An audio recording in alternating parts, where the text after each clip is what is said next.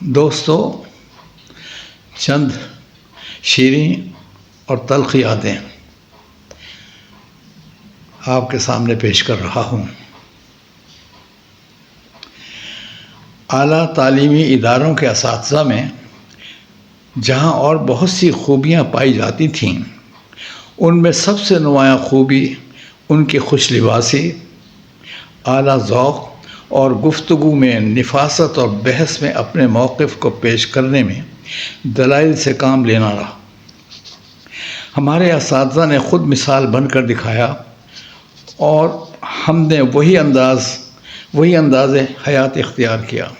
چنانچہ ہر سال سوٹ سلوانے کی خاطر کچھ رقم پس انداز کی جاتی یا پرچے جانچنے کا معاوضہ وصول کرتے، نیا لباس زیب تن کرنے کا خیال آتا، جس کے لیے بھاگ دوڑ شروع ہو جاتی۔ پروفیسر حیدر رضوی جہلم سے اسحاق ٹیلر انارکلی آیا کرتے اور ہم جہلم میں رشید ٹیلر کی سرپرستی کرتے۔ دوسرے ٹیلر بھی تھے، ان میں سید ٹیلر مشہور تھے۔ پروفیسر عبدالکبیر ہاشمی دھان پان، دراز قامت، تیکھے نقوش، خوش لباس اور گفتگو میں کیا مجال کسی کے سامنے ہتھیار ڈالیں۔ وہ ترقی پسند، روشن خیال اور معاشی نظریات میں روٹی، کپڑا اور مکان کے حق میں تھے۔ ظاہر ہے پیپلز پارٹی کا نعرہ بھی یہی تھا، اس لیے پروفیسر ہاشمی کھلے بندوں اپنے خیالات کا اظہار کرتے۔ معاشیات اور سماجیات میں ایم اے کیا ہوا تھا۔ زمانے کے ہاتھوں بہت سی آزمائشوں سے گزر کر یہاں تک پہنچے تھے۔ غالباً باپڈا میں بھی سروس کی، پبلک سروس کمیشن سے منتخب ہو کر آئے اور ہمارے حلقہ احباب میں شامل ہو گئے۔ ان کے والد محترم عبدالرشید ہاشمی اگرچہ عمر رسیدہ اور ناتوانی کی حدوں کو چھو رہے تھے، لیکن ان سے ملاقات کر کے اندازہ ہوا کہ پروفیسر ہاشمی سے بڑھ کر وسیع نظر، آزاد خیال اور وسیع المطالعہ شخصیت کے مالک ہیں۔ وہ مذہب میں کٹ ملائیت کے خلاف اور تنگ نظری سے بیزار انسان تھے۔ ان کی عمر 80 سال تجاوز کر چکی تھی، لیکن ان کی گفتگو میں روانی اور بے پایاں خلوص موجزن دکھائی دیا۔ عبدالکبیر ہاشمی نے ابتدا میں دریا کے کنارے کرائے پر مکان لیا، مگر بعد میں وہ اسلامیہ ہائی اسکول روڈ کے قریب آ گئے اور رضوی لاج، جہاں پروفیسر حیدر رضوی رہتے، ان کے گھر ایک دوسرے کے نزدیک ہونے کے باعث باہمی طور پر اور بھی گھل مل گئے۔ کالج میں حیدر رضوی کے شعبے میں اکثر چائے پیا کرتے، لیکن ہماری ملاقاتوں کا سلسلہ شام ہونے پر دوبارہ شروع ہو جاتا۔ عبدالکبیر ہاشمی کی بیگم صرف چائے نہیں بلکہ پکوڑے بنا کر بھیجتیں۔ ان کے ہاتھ کے پکوڑوں کی لذت ہی اور تھی۔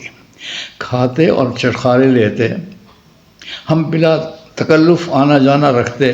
ہمارے حلقہ احباب میں کبھی کبھار دوسرے بھی شامل ہو جاتے، لیکن ہم چار دوست پروفیسر عبدالمجید کھوکھر سمیت قریباً روزانہ یکجا ہوتے۔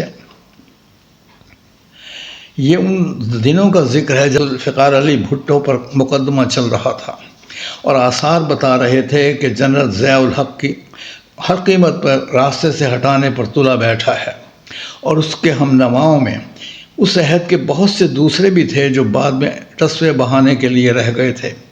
میں نے ان دنوں غزل کہی، گورنمنٹ کالج ساہیوال کے ہال میں پڑھی تو جیالے اسٹیج پر آ گئے اور مجھے اٹھا لیا اور تھپکی دے کر چلے گئے۔ وہ شعر آپ بھی سن لیجئے۔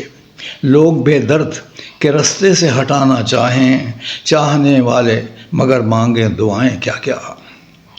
منقسم کرنے اکائی میرے لہجے کی حسن، نفرتیں اوڑھ کے نکلی ہیں قبائیں کیا کیا۔ مجھے آرمی انٹیلیجنس سے خطرہ محسوس ہوا۔ یہ خدشہ غلط نہیں تھا۔ جس دن بھٹو کو پھانسی دی گئی، میرے گھر پر یہ سب دوست بیٹھے تھے، درانی، ہاشمی، رضوی اور کھوکھر۔ ہم سب باتیں کر رہے تھے۔ وہی صبح تھی کہ راولپنڈی جیل میں چپ چاپ تختہ دار پر ایشیا کی عظیم شخصیت کو لٹکا دیا گیا۔ ہمیں خبر ملی تو سب کی آنکھوں میں آنسو تھے۔ ہم بھاری دل کے ساتھ اٹھے اور اپنی بے بسی اور ملک کی خیر خواہی کے تصور میں ڈوبے رہے۔ چند دن کے بعد زندگی میں ہمارے خلاف ایک خط چھپا۔ یہ 7 روزہ الطاف قریشی کے زیر ادارت شائع ہوتا تھا۔ عزیز دہلوی کو رنج ہوا کہ الطاف قریشی سے ان کے خصوصی تعلقات تھے، اور انہیں خبر بھی تھی کہ ہم سب عزیز دہلوی کے دوستوں میں سے ہیں۔ معلوم ہوا کہ الطاف قریشی پاکستان سے باہر تھے۔ ان کی عدم موجودگی میں یہ خط چھپا۔ ہم نے عزیز دہلوی سے کہلوایا کہ وہ تردید شائع کر دیں، لیکن ان کا موقف تھا کہ وہ تردید نہیں چھاپتے۔ ہم بہت سے دوست، جن میں خورشید خاور، آصف ہاشمی، ڈاکٹر صفدر حسین DPI، مظہر کھوکر ہاشمی اور میں سوچنے لگے ہمیں کیا کرنا چاہیے۔ کچھ سمجھ میں نہیں آ رہا تھا۔ میرا خیال تھا کہ مقدمہ دائر کر دیا جائے، لیکن ڈاکٹر صفدر صاحب DPI نے کہا سب سے کام لینا پڑے گا۔ ہم نے ان کے مشورے پر عمل کیا اور بہتر ہوا۔ ایک شام میرے گھر پر دستک ہوئی۔ سر، میں آپ کا اولڈ اسٹوڈنٹ ہوں۔ اس نے کہا میں آرمی انٹیلیجنس میں ہوں۔ مجھے یہ ناخوشگوار فریضہ انجام دینے پر مامور کیا گیا ہے کہ آپ سے حقائق معلوم کروں۔ میں نے اسے ڈرائنگ روم میں بٹھایا۔ اس نے مزید بتایا کہ آپ لوگوں کی نقل و حرکت پر نظر رکھی جا رہی ہے۔ یہ نگرانی اس لیے کی جا رہی ہے کہ آپ میں سے بعض لوگوں کے پیپلز پارٹی سے گہرے تعلقات ہیں۔ میں نے کہا ہم تو پہلے ہی محتاط ہیں، اور ہم میں سے ہر شخص کسی نہ کسی محکمے میں سروس کر رہا ہے۔ میرے اولڈ اسٹوڈنٹ نے مختصراً کہا مجھے آپ سے ہمدردی ہے، میں نہیں چاہتا کسی کو نقصان پہنچے۔ البتہ آپ اپنے دوست اور رفیق کار پروفیسر عبدالکبیر ہاشمی کو خصوصی طور پر سمجھا دیجئے کہ وہ کالج سے باہر کوئی ایسی بات نہ کریں جو موجودہ حالات میں نہیں کرنی چاہیے۔ وہ کسی ایسے شخص سے دور رہیں جو پیپلز پارٹی کی رکنیت رکھتا ہو۔ وہ یہ سب باتیں مختصر وقت میں بتا کر چلا گیا۔ میں اسی دن پروفیسر ہاشمی سے ملا اور ان کو معاملے کی سنگینی سے آگاہ کیا۔ میں نے کہا احتیاط ضروری ہے اور آپ پر خاص نظر ہے۔ وہ کہنے لگے ہم تو پہلے ہی محتاط ہیں اور اب اور بھی احتیاط کریں گے۔ 2 دن گزرے تھے کہ وہی اولڈ اسٹوڈنٹ پھر آیا۔ سر، پروفیسر ہاشمی اپنے گھر سے نکلے، راستے میں سید غلام عباس شاہ صدر سٹی پیپلز پارٹی کا گھر آیا۔ وہ سیدھے ان کے ہاں داخل ہوئے۔ اس نے ٹائم بتایا کہ اتنے بجے داخل ہوئے اور آدھ گھنٹے کے بعد باہر آئے۔ اگر ان کا یہی رویہ رہا تو میں مجبور ہوں۔ میں نے اسے کہا میں خود صورتحال معلوم کروں گا۔ دوسرے دن ہاشمی صاحب سے پوچھا۔ وہ کہنے لگے بخدا میں تو سگریٹ لینے آ رہا تھا، گلی سے گزرتے ہوئے مجھے ہمارے شاگرد رشید نے دیکھ لیا۔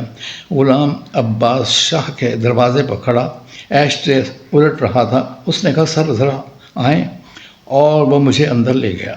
وہاں میٹنگ ہو رہی تھی۔ میں خود پریشان ہو گیا اور کچھ دیر ٹھہر کر اجازت لے کر باہر آ گیا۔ میں نے کہا دیکھ لیں کس قدر نگرانی ہو رہی ہے۔ یار کانوں کو ہاتھ لگائیں اور آپ میری طرف بھی دوسری گلی سے آیا کریں۔ وقت نازک تھا۔ ہمارے خلاف 7 روزہ زندگی میں لاہور میں جو خط چھپا اس میں ہم سب کو رگیدا گیا، اور اسی خط کی روشنی میں ہم سب پر نظر رکھی جا رہی تھی۔ اسی عرصے میں میرا ٹرانسفر لاہور ہو گیا۔ ہماری ملاقاتوں کا سلسلہ منقطع ہو گیا اور آرمی انٹیلیجنس کی رپورٹ بھی فائلوں میں دب گئی۔ دراصل جہلم میں رہتے ہوئے ہماری شامیں اچھی گزرتی رہیں۔ ہم سب مل بیٹھتے، ہر موضوع پر گفتگو ہوا کرتی۔ شعری نشستوں کے علاوہ بھی ہم سے تقاضا ہوتا کہ غزل سنائی جائے۔ دوستوں کی محفل میں ہنسی مذاق بھی ہوتا اور سیاسی لطیفے بھی سنائے جاتے۔ مثلاً کسی نے تازہ لطیفہ سنا کہ ضیاء الحق نے آئینے میں اپنی آنکھیں دیکھیں اور سوچا کہ میری آنکھیں کس سے ملتی ہیں۔ اپنے مصاحبین سے پوچھا تو کسی نے تعریف کرتے ہوئے کہا سر آپ کی آنکھیں ہیما مالنی سے ملتی ہیں، اور دوسرے نے کہا حضور جان کی امان پاؤں تو عرض کروں کہ آپ کی آنکھیں تو آپس میں بھی نہیں ملتی۔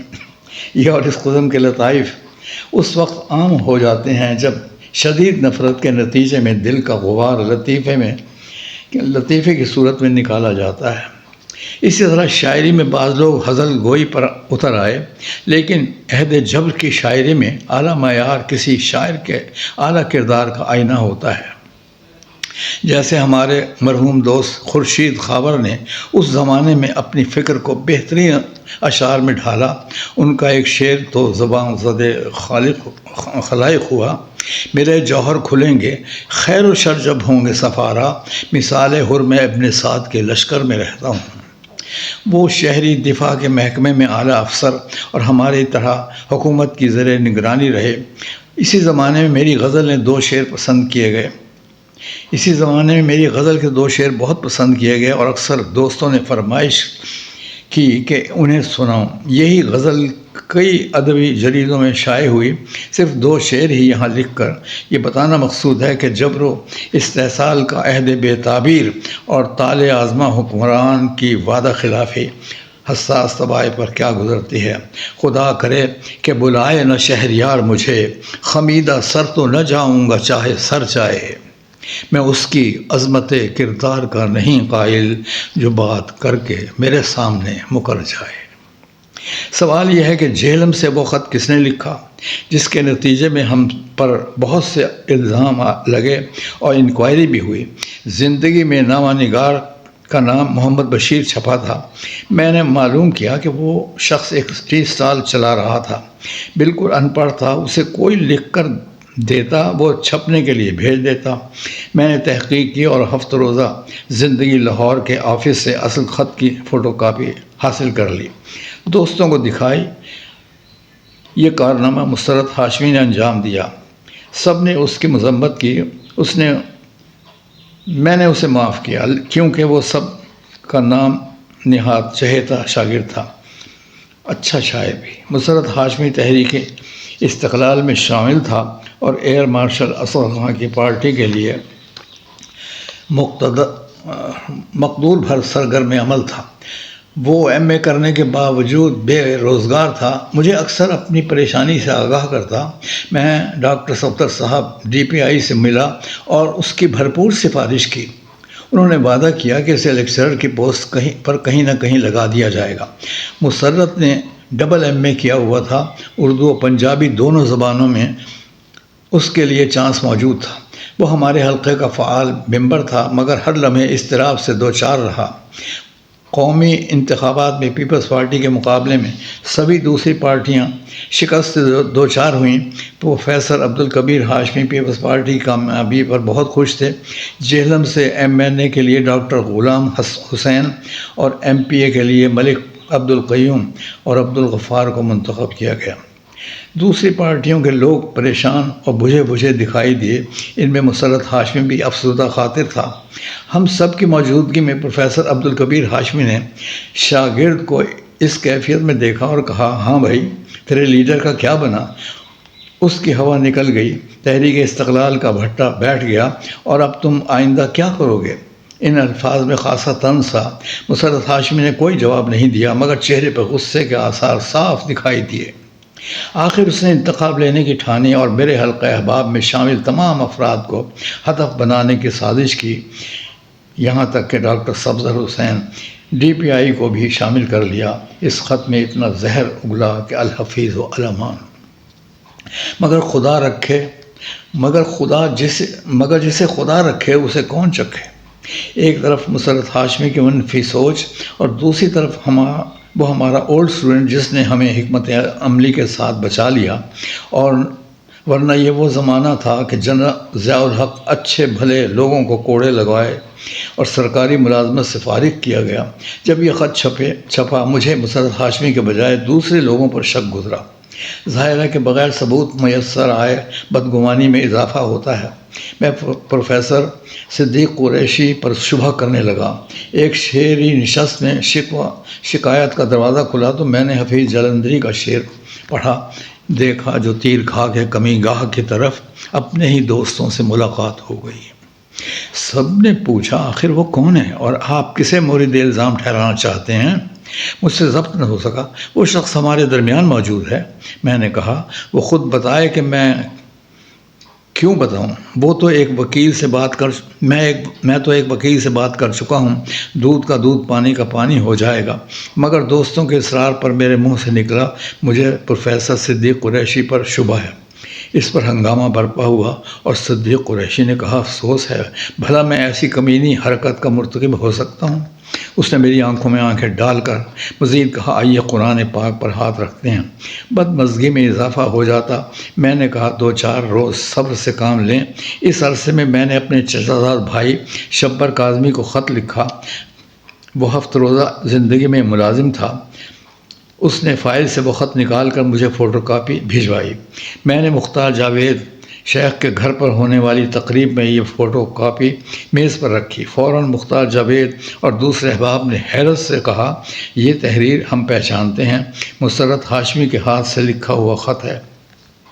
وہ اسی تقریب میں موجود تھا ہے، کہنے لگا ہاں میں نے لکھا اور بشیر ٹی اسٹال کے ذریعے بھجوایا۔ سب نے اسے برا بھلا کہا، تم نے اچھا نہیں کیا، بھید کھل چکا تھا۔ اس کے پاس ایک ہی عذر تھا، مجھے پروفیسر عبدالکبیر ہاشمی نے رگیدا اور یہ لوگ تماشا دیکھتے رہے۔ میں نے جو کچھ لکھ کر دیا وہ سچ ہے۔ اگر سب کچھ سچ ہے تمہیں جرأت کے ساتھ سامنے آنا چاہیے تھا۔ اب تک ہم نے تم پر شبہ تک نہیں کیا، مگر ثبوت ملنے پر تم باتیں بنا رہے ہو۔ میں نے پروفیسر صدیق قریشی سے معذرت کی کہ وہ بیچارہ خامخواہ مورد الزام ٹھہرا۔ اس دن کے بعد ہمارا رویہ وہ نہ رہا جو پہلے تھا۔ میں تو اس کی خیرخواہی و بھلائی چاہتا رہا اور ڈاکٹر صفدر سے بھرپور سفارش کرتا رہا، یاد دہانی کرواتا رہا، لیکن مسرت ہاشمی نے یہ کارنامہ انجام دیا کہ میں اور میرے سبھی دوست دار اذیت پر لٹکتے رہے۔ وہ تو بھلا ہوا اس گمنام طالب علم کا جس نے ہمارے حق میں رپورٹ مرتب کی اور ہماری گل خلاصی ہو گئی۔ مدعی لاکھ برا چاہے تو کیا ہوتا ہے، وہی ہوتا ہے جو منظور خدا ہوتا ہے۔